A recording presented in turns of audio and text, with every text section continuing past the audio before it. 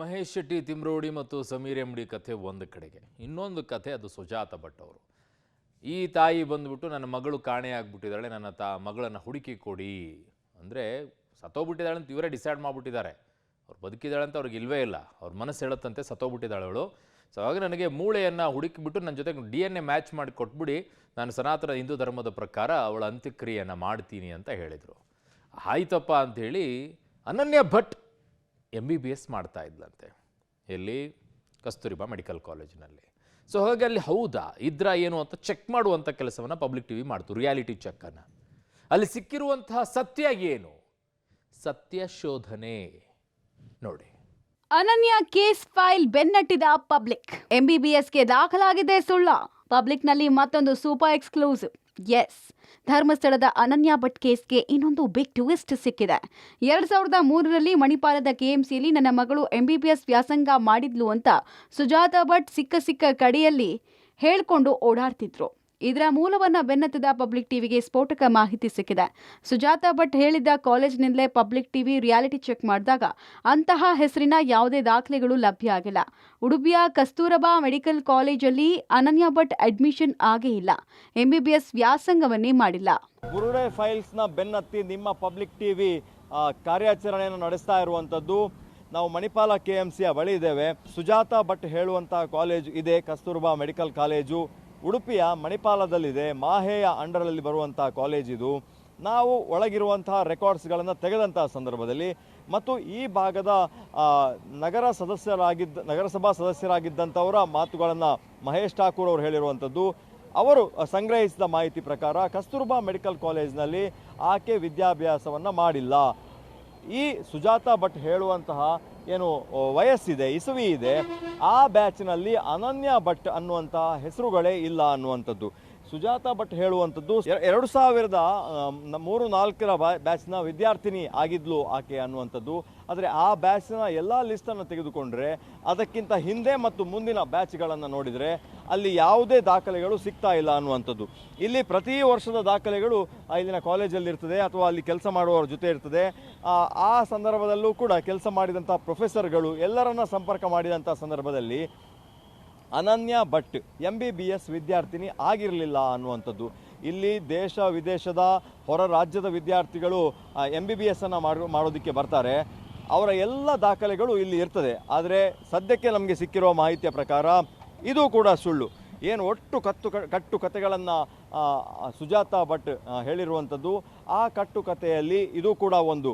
ಹಾಗಾಗಿ ಇಲ್ಲದಂತಹ MBBS ಅನ್ನು ಮಾಡದಂತಹ ವಿದ್ಯಾರ್ಥಿನಿ ಗೆಳತಿಯರ ಜೊತೆ ಧರ್ಮಸ್ಥಳಕ್ಕೆ ಹೋದದ್ದೇ ಸುಳ್ಳು, ಆಕೆ ಅಲ್ಲಿಂದ ಮಿಸ್ಸಿಂಗ್ ಆಗಿದ್ದೇ ಸುಳ್ಳು ಎನ್ನುವಂತಹ ಸತ್ಯ ಈಗ ಬಯಲಿಗೆ ಬರ್ತಾ ಇದೆ. ಇದು ಮುನ್ನಾಬಾಯಿ MBBS ಕತೆನ ಕಪೋಲ ಕತೆ ಸೃಷ್ಟಿ ಮಾಡಿದ್ರ ಸುಜಾತ ಭಟ್. ಮಾಜಿ ನಗರಸಭಾ ಸದಸ್ಯ ಹಾಗೂ ಸ್ಥಳೀಯ ಮಹೇಶ್ ಠಾಕೂರ್ ಹೇಳೋ ಪ್ರಕಾರ ಇದೊಂದು ಕಟ್ಟುಕತೆ. ನಾವು ಕೂಡ ದಾಖಲೆಗಳನ್ನ ಪರಿಶೀಲಿಸಿದ್ದೀವಿ, ಆದರೆ ಎಲ್ಲೂ ಕೂಡ ಅನನ್ಯ ಭಟ್ MBBS ಓದಿರೋ ಬಗ್ಗೆ ದಾಖಲೆ ಸಿಕ್ಕಿಲ್ಲ. ಇಲ್ಲದ ಮಗಳನ್ನ ಸೃಷ್ಟಿಸಿ ಕಟ್ಟುಕತೆ ಕಟ್ಟಿ ಪವಿತ್ರ ಕ್ಷೇತ್ರದ ವಿರುದ್ಧ ಅಪಪ್ರಚಾರ ಮಾಡ್ತಿದ್ದಾರೆ ಅಂತ ಉಡುಪಿಯ ಮಾಜಿ ನಗರಸಭಾ ಸದಸ್ಯ ಮಹೇಶ್ ಠಾಕೂರ್ ಆರೋಪಿಸಿದ್ದಾರೆ. ಅಂತ ಒಂದು ಕ್ಯಾರೆಕ್ಟರ್ ಇಲ್ಲಿ MBBS ಮಾಡಿಲ್ಲ ಅನ್ನುವಂಥದ್ದು ಸ್ಥಳೀಯ ನಗರಸಭಾ ಸದಸ್ಯರಾಗಿರುವಂಥ ಮಹೇಶ್ ಠಾಕೂರ್ ಅವರಿದ್ದಾರೆ. ನಿಮಗಿರುವ ಮಾಹಿತಿ ಏನು ಅಂತ? ಇದು ಸುಜಾತ ಭಟ್ ಅವರ ಮಗಳು ಅಂತೇಳಿ ಏನು ಇವರು ಹೇಳ್ಕೊಳ್ತಾರ, ಅನನ್ಯ ಭಟ್ ಅವರು 2003ನೇ ಇಸ್ವಿಯಲ್ಲಿ ಮಣಿಪಾಲ KMC ಆಸ್ಪತ್ರೆಯಲ್ಲಿ ನಾನು MBBS ಮಾಡ್ತಿದ್ದೆ ಅನ್ನುವಂಥದ್ದು ವಿಚಾರನ ಅವರು ಹೇಳ್ತಾರೆ. ನಾನು ಅದನ್ನು ಸ್ವಲ್ಪ ಕುಲಂಕುಷವಾಗಿ ಹೊರವಲಯದಲ್ಲಿ ತಿಳ್ಕೊಂಡಾಗ ಅದು ಅಕ್ಷರಶಃ ಸುಳ್ಳು. ಅಲ್ಲಿ ಆ ಹೆಸರಿನವಳು ಯಾರೂ ಕೂಡ MBBS ಮಾಡ್ತಿರಲಿಲ್ಲ ಅನ್ನುವಂಥದ್ದು ನಾನು ಅದನ್ನು ಪರಿಶೀಲಿಸಿದ್ದು ಅಲ್ಲಿ ನೋಡಿಕೊಂಡಾಗ. ಇದು ಯಾಕೆ ಇದು ಮಾಡಿದಂತೆ, ಇಷ್ಟು ದೊಡ್ಡ ಕ್ಷೇತ್ರ, ಇಷ್ಟು ದೊಡ್ಡ ವಿಚಾರದ ಬಗ್ಗೆ ಇವರೊಂದು ಇಲ್ಲಿ ನಮ್ಮ ಊರಿನ ಪಕ್ಕದಲ್ಲಿ ಇರುವವರು ಉಪಾಧ್ಯಾಯರು ಅವರ ಬಗ್ಗೆ ಇವರು ಹೇಳುವಂಥದ್ದು ಇದೆಲ್ಲ ನೋಡಿದಾಗ ಇದು ಖಂಡಿತ ಸುಳ್ಳು. ಇದನ್ನು ಕಟ್ಟುಕತೆ, ಇದು ಇಲ್ಲದ ಮಗಳನ್ನು ಸೃಷ್ಟಿ ಮಾಡಿ ಇದನ್ನು ತಗೊಂಡು ಹೋಗಿ ಆ ಪವಿತ್ರ ಕ್ಷೇತ್ರದ ಮೇಲೆ ಇವರು ಹಾಗೆ ಮಾಡಿದ್ದಾರೆ ಹೀಗೆ ಮಾಡಿದ್ದಾರೆ ಅನ್ನುವಂಥದ್ದು ಎಲ್ಲ ಸುಳ್ಳು ಸರ್.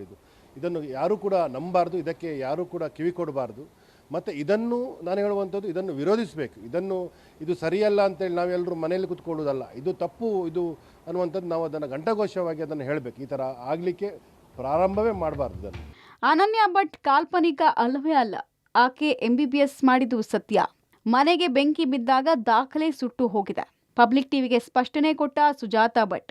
ಈ ಮಧ್ಯೆ ಅನನ್ಯ ಭಟ್ ಅನ್ನೋದು ಕಾಲ್ಪನಿಕ ಪಾತ್ರವೇ ಅಲ್ಲ ಅಂತ ಪಬ್ಲಿಕ್ ಟಿವಿಗೆ ಸುಜಾತಾ ಭಟ್ ಸ್ಪಷ್ಟಪಡಿಸಿದ್ದಾರೆ. ಅನನ್ಯ ಭಟ್ MBBS ಓದಿದ್ದು ಸತ್ಯ. ಸೂರತ್ಕಲ್ ಮನೆಗೆ ಬೆಂಕಿ ಬಿದ್ದಾಗ ದಾಖಲೆಗಳೆಲ್ಲವೂ ಕೂಡ ಸುಟ್ಟು ಹೋಗಿದೆ. ಸೂಕ್ತ ಸಮಯದಲ್ಲಿ ದಾಖಲೆ ಎಲ್ಲವನ್ನ ಕೂಡ ಬಿಡುಗಡೆ ಮಾಡ್ತೇವೆ ಅಂತ ಸುಜಾತಾ ಭಟ್ ಹೇಳಿದ್ದಾರೆ. ಇದ್ದಿದ್ದು ಸತ್ಯ, ನನ್ನ ಮಗಳು ಹುಟ್ಟಿದ್ದು ಸತ್ಯ. ಅನನ್ಯ ಭಟ್ ಅಂತ ಹೇಳಿ ಅರವಿಂದ ವಿಮಲ ಅನಿಲ್ ಭಟ್ಟಿಗೆ ಹುಟ್ಟಿದ್ದು ಸತ್ಯ. ಇದು ಕಾಲ್ಪನಿಕ ಅಲ್ಲ, ಎಲ್ಲರೂ ಅರ್ಥ ಮಾಡ್ಕೊಳ್ಳಿ. ನಾನು ಯಾರ ಮೇಲೇನೂ ಅನುಮಾನ ಇದೆ, ಯಾರ ಮೇಲೇನೂ ಇದು ಇದೆ ಅಂತ ನಾನು ಎಲ್ಲೂ ಹೇಳ್ಕೊಂಡಿಲ್ಲ. ನಾನು ಯಾವುದನ್ನು ಹೇಳ್ತಾನೂ ಇಲ್ಲ. ನನ್ನ ಮಗಳು ಇಲ್ಲ, ಸತ್ತು ಹೋಗಿದ್ದಾಳೆ. ಇಷ್ಟು ವರ್ಷ ಇಲ್ಲದೇ ಇರುವವಳು, ಇಷ್ಟು ವರ್ಷ ಬರದೇ ಇರುವವಳು, ಇವಾಗ ನಾನೇನು ಡಿಕ್ಲೇರ್ ಮಾಡಬೇಕು? ಅವಳು ಸತ್ತು ಹೋಗಿದ್ದಾಳೆ ಅಂತಲೇ ನಾನು ಡಿಕ್ಲೇರ್ ಮಾಡ್ಕೊಂಡಿದ್ದೀನಿ. ಅದು ನನ್ನ ಆತ್ಮಕ್ಕೆ ಗೊತ್ತು. ಸದ್ಯಕ್ಕೆ ನಾನು ಯಾವುದನ್ನು ನಾನೀಗ ಇದು ಮಾಡ್ತಾ ಇಲ್ಲ. ನಾನು ಎಲ್ಲಿ ಇದು ಮಾಡಬೇಕು, ಯಾರ ಹತ್ರನೋ ಇಟ್ಕೊಂಡಿದ್ದೀನಿ. ಅದನ್ನೀಗ ನಾನು ಸದ್ಯಕ್ಕೆ ಯಾರಿಗೂ ಇದು ಮಾಡುವ ಇದರಲ್ಲಿ ಇಲ್ಲ, ಪ್ಲೇ ಮಾಡುವ ಇದರಲ್ಲಿ ಇಲ್ಲ. ಯಾಕೆಂದರೆ ಎಲ್ಲನೂ ನಾಶ ಮಾಡ್ತಾ ಇದ್ದಾರೆ, ಎಲ್ಲ ಕಡೆಯಿಂದನೂ ನಾಶಗಳಾಗ್ತಾ ಇದೆ. ಹಾಗಾಗಿ ಆ ನಾಶ ಆಗ್ತಾ ಇರುವಂಥ ಇದಕ್ಕೆ ಇವಾಗ ಸದ್ಯಕ್ಕೆ ಎಲ್ಲೂ ಕೊಡುವ ಸ್ಟೇಜಲ್ಲಿಲ್ಲ.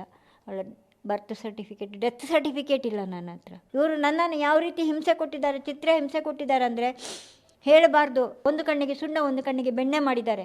ನನಗೆ ತುಂಬ ನೋವು ಅನುಭವಿಸಿದ್ದೀನಿ ಜೀವನದಲ್ಲಿ. ಕಾಲ್ಪನಿಕ ಅಲ್ಲ.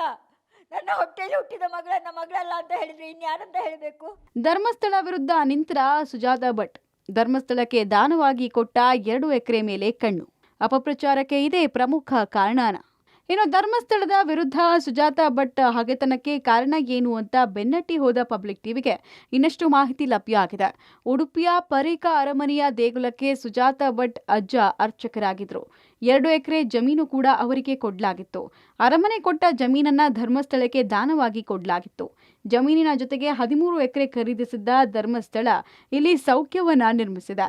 ಈ ಜಮೀನಿಗಾಗಿ ಹೋರಾಟ ನಡೆಸ್ತಾ ಇರುವ ಸುಜಾತಾ ಭಟ್ ಶ್ರೀ ಕ್ಷೇತ್ರದ ವಿರುದ್ಧ ಸುಳ್ಳು ಆರೋಪ ಮಾಡ್ತಿದ್ದಾರೆ ಎನ್ನಲಾಗಿದೆ. ಪರೀಕ ಬಂಟ ಮನೆತನದವರು ತನ್ನ ಅಜ್ಜನಿಗೆ ಕೊಟ್ಟ ಜಾಗವನ್ನ ಸಂಪೂರ್ಣವಾಗಿ ಖರೀದಿ ಮಾಡಿದ್ದು ಇದೇ ಸುಜಾತಾ ಭಟ್ನ ಚಿಕ್ಕಪ್ಪ. ಅವರು ಕಾಲಾನಂತರದಲ್ಲಿ ತನ್ನ ಇಳಿ ವಯಸ್ಸಿನಲ್ಲಿ ಇಡೀ ಭೂಮಿಯನ್ನ ಧರ್ಮಸ್ಥಳ ಕ್ಷೇತ್ರಕ್ಕೆ ದಾನ ಮಾಡ್ತಾರೆ. ಧರ್ಮಸ್ಥಳದ ಕ್ಷೇತ್ರದವರು ಈ 2 ಎಕರೆಯ ಜೊತೆ 10-12 ಎಕರೆ ಸುತ್ತಮುತ್ತಲ ಜಮೀನುಗಳನ್ನು ಪರ್ಚೇಸ್ ಮಾಡ್ತಾರೆ. ನಾವು ಆ ಜಾಗದಲ್ಲಿ ಇದ್ದೇವೆ. ಇದು ಪರೀಕ ಸೌಖ್ಯವನ.